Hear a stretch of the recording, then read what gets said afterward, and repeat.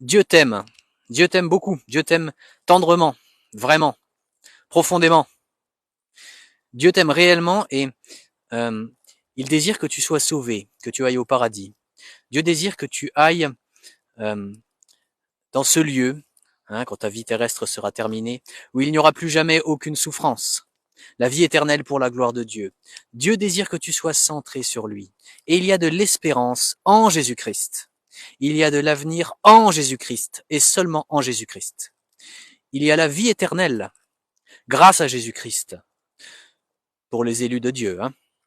Il y a le paradis qui attend toute personne qui est venue à Jésus-Christ ou qui va venir à Jésus-Christ. Il y a de l'espérance. Ce que nous vend ce monde, ces choses matérielles, n'apportent aucune espérance. Le matérialisme n'apporte aucune espérance. Les idoles, le péché n'apportent rien. Rien de bon. Ça ne sauve pas. Ce n'est qu'une jouissance temporaire. Et toute personne qui reste dans le péché toute sa vie, sans venir à Jésus-Christ durant toute sa vie, ira en enfer, là où il y aura des pleurs et des grincements de dents. Alors on a où la vie éternelle, le paradis, des nouveaux cieux, une nouvelle terre, où la justice habitera, un endroit où il n'y aura plus jamais aucune souffrance, aucun deuil, plus de mort. Les choses anciennes, toutes ces choses horribles, le péché, le mal, les famines, les guerres, ça n'existera plus. Il n'y aura plus de souffrance. Et ce n'est pas le but du chrétien. Le but du chrétien, c'est de vivre pour la gloire de Dieu. Et il ira au paradis, là où il n'y aura plus jamais aucune souffrance, pour vivre pour la gloire de Dieu. Il y aura Dieu au paradis. On oublie des fois de dire ça. On ne le dit pas assez. Il n'y aura pas simplement que le bonheur et que la félicité éternelle, une vie paisible et merveilleuse. Il y aura Dieu. Si tu veux aller au paradis juste pour toi-même, tu te trompes d'objectif de vie. Si tu veux aller au paradis pour la gloire de Dieu, pour le glorifier, si tu es attiré par Dieu, là c'est le bon objectif de vie. L'objectif de cette vie n'est pas de se consumer dans le péché. Et le péché, ça peut être vivre pour soi-même, vivre pour être heureux. Le message de la Bible, ce n'est pas de vivre pour être heureux. Le message de la Bible, le message central, c'est Jésus-Christ. Il est le salut. Il est le sauveur. Il est la seule solution face au péché. Il est la seule solution face à l'enfer. C'est-à-dire la justice éternelle de Dieu vis-à-vis des pécheurs qui ne seront jamais venus à Jésus-Christ durant toute leur vie. Pour cela, il y aura l'ardente colère de Dieu, l'étang de feu, une éternité de souffrance, sans repos, sans répit, sans arrêt. Ce sera terrible. Ce ne sera pas un lieu de fête, un lieu de débauche comme on peut imaginer. Non, non, non, non, non. Ce sera un lieu de souffrance. C'est ou la lumière ou les ténèbres, ou Satan ou Jésus-Christ. Il faut que tu choisisses. Et tant que tu ne choisis pas, tu restes dans la main du diable, dans la main du mal, dans la main des ténèbres. Et la colère de Dieu pèse sur toi, repose sur toi. Comment peut-on vivre comme cela, sans aucune espérance, sans aucune vie spirituelle? Il faut bien comprendre que si tu veux venir à Jésus, si tu veux rencontrer ton Créateur maintenant, si tu décides de croire en Jésus-Christ, de croire l'Évangile pour toi-même et de te repentir de tes péchés, de demander pardon à Dieu, d'abandonner le mal, si tu décides cela, tu passeras de la mort à la vie, de la mort spirituelle à la vie spirituelle.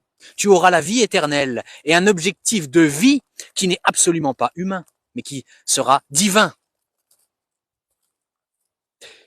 La nouvelle Jérusalem, une ville d'or et de pierres précieuses, ce n'est pas le plus important. Le plus important, c'est qu'il y aura Dieu au paradis. Dieu au centre. Est-ce que Dieu est au centre de ta vie? Est-ce que tu veux, est-ce que tu désires que Dieu soit au centre de ta vie? C'est possible, seulement par Jésus-Christ. Il y a où la colère de Dieu vis-à-vis des pécheurs qui ne se seront jamais repentis et qui ne seront jamais venus à Jésus-Christ durant toute leur vie? Il y a où la colère de Dieu, ou alors le pardon de Dieu, l'amour de Dieu, la tendresse de Dieu, la vie éternelle pour la gloire de Dieu? Et vivre pour la gloire de Dieu, ça commence Ça commence dans cette vie, dans cette vie terrestre, dans cette vie humaine. Alors qu'est-ce que tu choisis? Est-ce que tu veux rester dans tes péchés, en rébellion face à Dieu, et devoir un jour affronter sa colère, et tu perdras, une éternité de souffrance en enfer, ou est-ce que tu veux venir à Jésus, à abandonner tes péchés? Comment c'est possible? Comment c'est possible ça?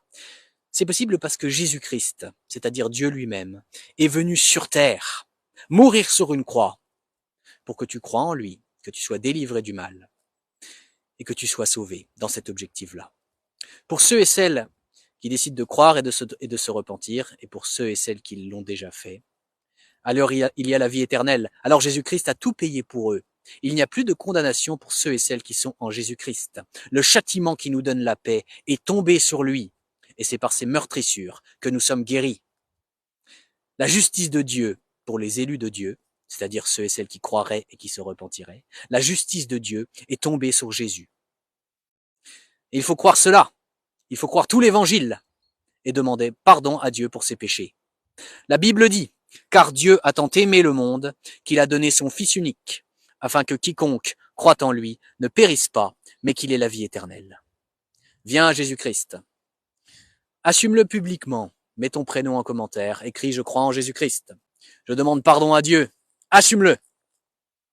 Trouve tes propres mots pour le dire et écris-le en commentaire. Voici les 2 choses que tu dois faire pour venir à Jésus et être sûr d'aller au paradis pour la gloire de Dieu. Tu dois croire et te repentir. Déjà la foi, il faut que tu crois que Jésus-Christ est Dieu, est EST. Il faut que tu crois aussi que Jésus-Christ est le seul Fils de Dieu. Il est les deux, à la fois Dieu et le seul Fils de Dieu. Et il faut que tu le crois. Il faut que tu crois que Jésus-Christ est venu sur terre en tant que 100% homme et 100% Dieu pour payer pour tous tes péchés. Il faut que tu crois que Jésus-Christ a souffert pour tous tes péchés. Il faut que tu crois que Jésus-Christ est mort pour tous tes péchés sur la croix. Il faut que tu crois que Jésus-Christ a été mis au tombeau, c'est-à-dire qu'il a été enseveli, une fois qu'il était mort, évidemment. Il faut que tu crois que Jésus-Christ a payé toute la justice de Dieu pour tous tes péchés, à ta place. Il faut que tu crois que Jésus-Christ a payé ton enfer éternel, à ta place.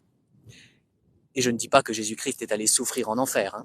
Ça, je n'ai pas trouvé d'endroit où c'est écrit dans la Bible. Mais ce que je te dis, c'est qu'il faut que tu crois que Jésus-Christ a payé ton enfer éternel à ta place.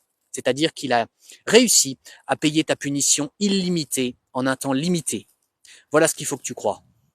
Et il faut que tu crois que Dieu a ressuscité Jésus-Christ au 3e jour. Et que Jésus-Christ ne mourra plus jamais.